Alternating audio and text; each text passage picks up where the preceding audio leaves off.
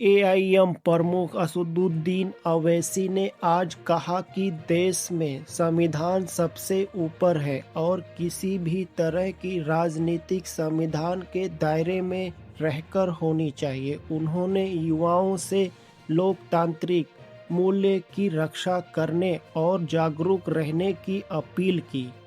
असदुद्दीन ओवैसी ने सरकार की नीतियों पर सवाल उठाते हुए कहा कि महंगाई और बेरोजगारी आम लोगों की सबसे बड़ी समस्या बन चुकी है। उन्होंने मांग की है सरकार इन मुद्दों पर गंभीर चर्चा करे और ठोस समाधान पेश करे। आज एक जनसभा को संबोधित करते हुए ओवैसी ने कहा कि कम संख्या वाले समुदायों के अधिकारों की रक्षा संविधान की जिम्मेदारी है। उन्होंने कहा कि किसी भी समुदाय के साथ भेदभाव देश की एकता के लिए खतरा है। ओवैसी ने सांसद की कार्यवाही पर अपनी बात रखते हुए कहा कि विपक्ष की आवाज को दबाने की कोशिश लोकतंत्र के लिए सही नहीं है।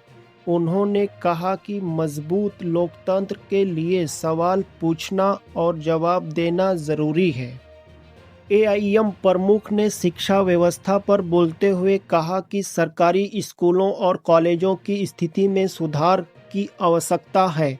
उन्होंने कहा कि अच्छी और सही शिक्षा के बिना देश का भविष्य सुरक्षित नहीं हो सकता। असदुद्दीन ओवैसी ने सोशल मीडिया के माध्यम से युवाओं से अफवाहों से दूर रहने की अपील की। उन्होंने कहा कि गलत जानकारी समाज में नफरत फैलाने का काम करती है, जिससे सभी को नुकसान होता है। आज ओवैसी ने कानून व्यवस्था के मुद्दे पर सरकार को घेरते हुए कहा कि अपराध पर काबू पाना सभी राज्यों के लिए सबसे जरूरी काम होना चाहिए। उन्होंने निष्पक्ष जांच और जल्दी न्याय की मांग की।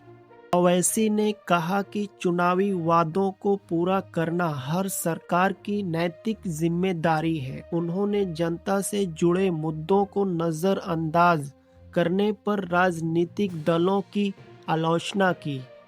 एआईएम नेता ने इलाज की सुविधाओं पर चिंता जताते हुए कहा कि सरकारी अस्पतालों में सुविधाओं की कमी अब भी एक बड़ी समस्या है। उन्होंने कहा कि गरीबों के लिए बेहतर इलाज मिलना चाहिए।